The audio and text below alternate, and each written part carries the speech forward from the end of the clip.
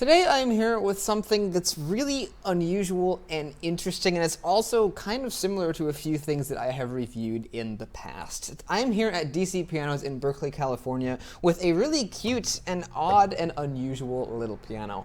This one here is known as Tom Thumb because it's a small little tiny piano. It's 5 octaves there approximately, and I believe it was made by a company who was owned by Kohler and Campbell. So basically, it's sort of a Kohler and Campbell of sorts. But it was made, I suppose it was designed to either be used in a very small space or perhaps it was for children. I'm not exactly sure what the market of this piano was for.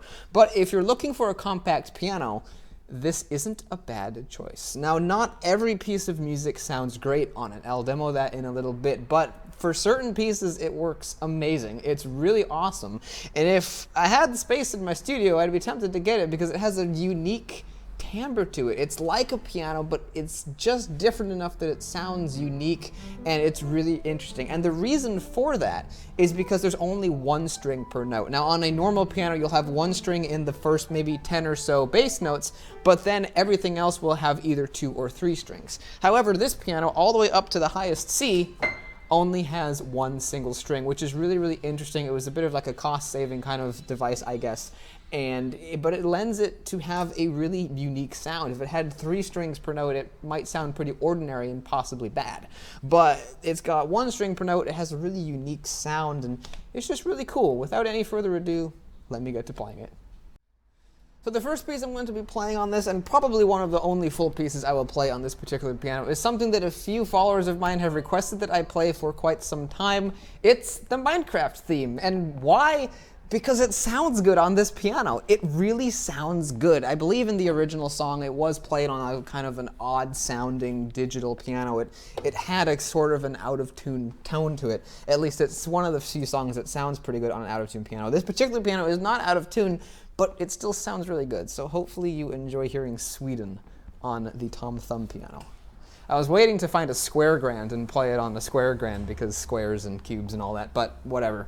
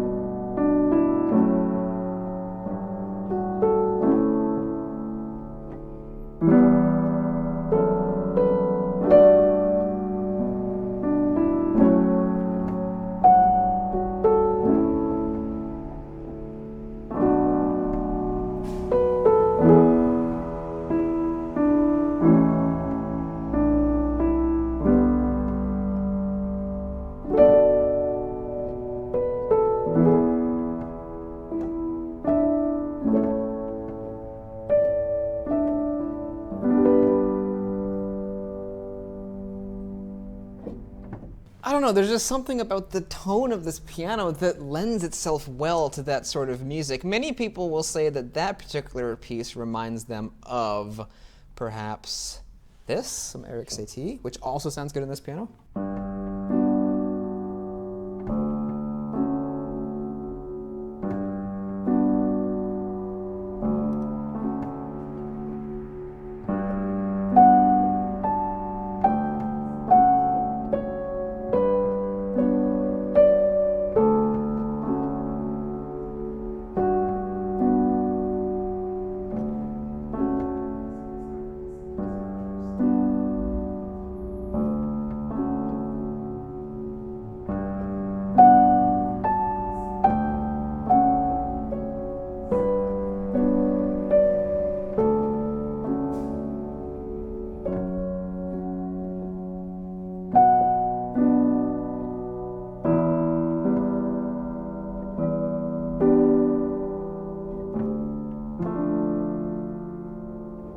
Something like that also sounds good on the piano. Or perhaps maybe we can play some even more Erik Satie. How about some no-ciens like this one?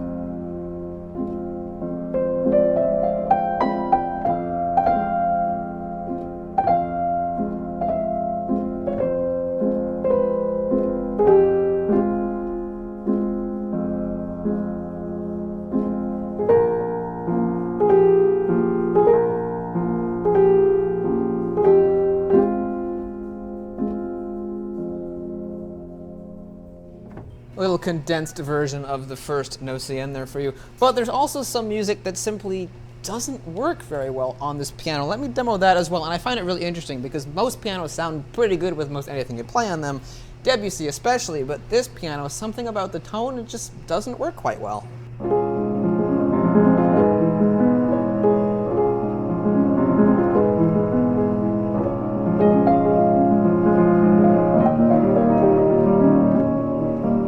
It's just kind of a muddy swash of tones, and there isn't quite enough definition in the notes to really make it work.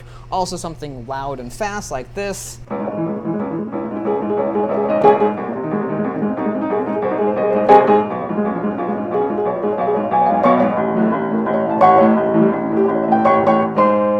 Also doesn't work great, and also you'll run out of notes as well. So that is one of the drawbacks behind this piano, but the advantages of it is it's cute, it has a unique sound, a unique timbre to it, and also I don't know how many of these that were made. I was talking to the owner of the shop, and he tells me he believes this may be of Japanese origin. I do know that Kawai had a rather similar idea known as the mini piano, and it was, I think, a little bit smaller. I think it also may have used one, maybe two, but probably one string per note as well. Similar idea. But as I said, this was, I believe, made by a company owned by Kohler and Campbell, so it's sort of a Kohler and Campbell mini piano. And I hope that you guys enjoyed this review of a pint-sized piano. It's very cute. I love it to bits. I absolutely adore it. Even though it can't play every piano piece that was ever written under the sun, it's really good at playing certain types of music, and for that, I love it. It just has such a unique sound.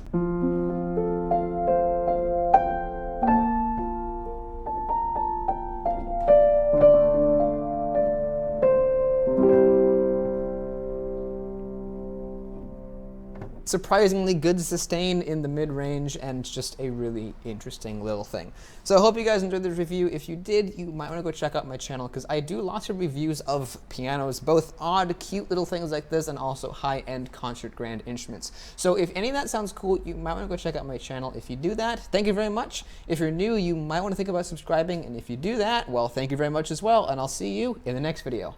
Goodbye.